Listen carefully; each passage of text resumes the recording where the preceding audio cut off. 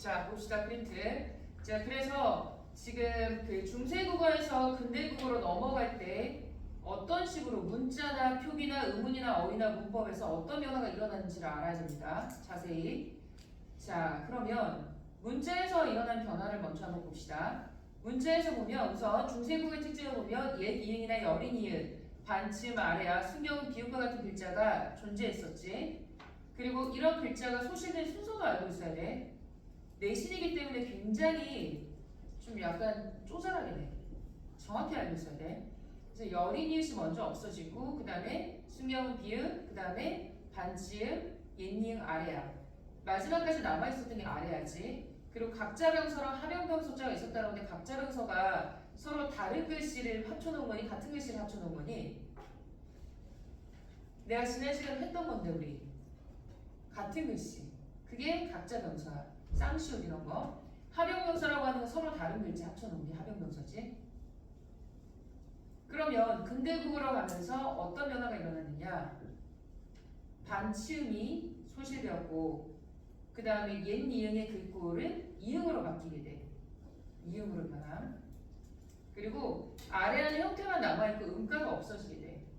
근데 이 아래아가 어떤 식으로 소실되냐면 둘째 음절 이하에서는 후기 중세 국어 시기에 소실되기 시작했고 으로 바뀌었고 그 다음에 첫째 음절에서는 근대 국어 시기에 소실됐다. 아로 바뀌게 됐어. 표기상으로는 아래아가 남아있는 상황이었던 거고 이런 차이가 있습니다. 그 다음에 표기상의 특징을 보면 그 이어적기였지. 그리고 받침이라고 하는 것은 탈종성 가족용법이라고 해서 종성은 8개의 글자면 충분하다라는 거야. 그런데 근대국어로 가면서 이어적기에서 끊어적기 방식으로 넘어가는 과도기적 현상으로 거듭적기에다 동그라미 해봐. 이 말은 무슨 말이냐면 이어적기랑 끊어적기를 섞어놓은 거야. 둘 다 써놓은 거야. 그게 거듭적기야. 그게 근대국어에서 나타나기 시작했다. 받침표기는 7종성법이야. 그럼 누가 빠졌어? 디귿이 빠졌지? 그래서 디귿과 시옷이 혼용되다가 점차 7종성체계로 변하게 됐다.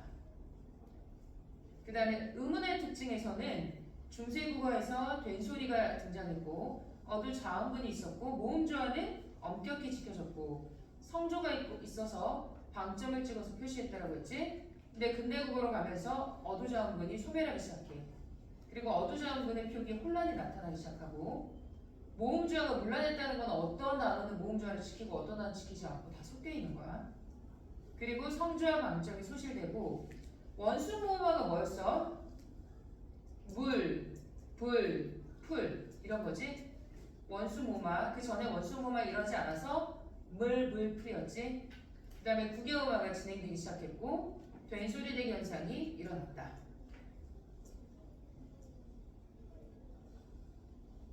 그 다음에 어휘 특징을 보면 고여와 한자어의 경쟁 속에서 고여가 한자어로 대체되기 시작했고 외래어가 유입되고 현대와 의미가 다른 단어가 있다. 뭐 어리다라는 거 그 당시에는 어리석다라는 뜻이었고 지금 나이가 젊다라는 뜻이고 놈은 원래 사람 전체를 가리키는 말이었는데 지금은 낮춰서 이르는 거니까 의미가 축소가 된 단어야. 그 다음에 어여쁘다라고 하는 건 불쌍하다, 예쁘다. 원래 불쌍하다는 뜻이었는데 지금은 예쁘다는 뜻으로 이동한 것. 나올 때마다 외워둘 수밖에 없어. 자, 근대국어로 가면서 고유어가 한자어로 많이 대체됐고 근대 문물이 도입되면서 중국어 차용어도 많이 유입됐다. 개화기에는 서구 외래어가 많이 유입되고 어휘의 의미 변화가 많이 일어났다. 그리고 이 시기 때 한글로 된 가사나 소설이 발달하고 여성에게도 한글이 보급되는 등 한글 사용이 확대되기 시작했다. 그 다음에 이제 문법 부분의 별표를 좀 해봅시다. 문법. 여기가 이제 제일 어려운 부분인데 우선 중세국어 때는 주격조사 이만 쓰였지. 근데 이라고 하는 것도 상황에 따라서 짝대기만 붙이느냐 이를 쓰느냐 다 달랐지. 아예 안 쓰느냐. 그래서 그걸 구분해서 정확히 알아야 되고 그 다음에 이때 명사형 어미가 옴과 우무를 사용됐는데 양성일 때는 옴을 썼고 음성일 때 um을 썼지. 근데 오른쪽으로 가봐. 주격조사 뭐가 생겨났어? 근데 그거 때는 가가 생겨났지. 가에다 동그라미 합시다. 그리고 명사의 음이 옹음이 아니라 기가 나타나서 활발하게 쓰였다. 그 다음에 다시 왼쪽으로 가서 높임의 선어말 음이 여기 굉장히 중요합니다. 뭐 현대국어에서 높임 했었지. 주체 주어를 높여주는 거고, 근데 그 당시에는 시, 샤로 나눠서 썼고, 객체라고 하는 것은 목적어나 부사어를 높여주는 건데 상황에 따라서 샵, 샵, 샵으로 나눠지고, 상대 높임이라고 하는 건 내 얘기를 들어준 대상을 높여주는 거지. 이나 이수로 나눠지고, 높임의 혹격조사 뭐뭐 하, 누구 야라고 부르는 게 혹격조사잖아. 근데 높일 때는 하를 썼던 거야. 근데 오른쪽으로 가면 객체 높임 선어말 어미 샵, 샵, 샵은 차츰 쓰이지 않게 되었다. 됐습니까? 자, 그 다음에 오른쪽으로 가서 뭐 현대국어 한글 맞춤법 통일한 1933년 이거 연도 알아두고, 한글 맞춤법 1988년 연도 알아두고, 그리고 독립신문 창간사 1896년 연도 알아두고. 그러면 지난 시간에 줬던 프린트 이거 가지고 있어? 문제? 이거 좀 꺼내봐봐. 너 확인 좀 해보자. 있는지.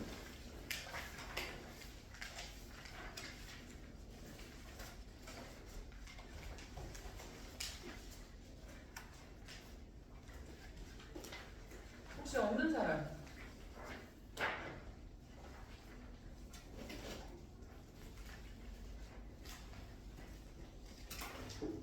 찾아줄게. 우리 지난 시간에 이거 몇 번까지 들었었지? 10번까지 듣기? 14번까지 듣기.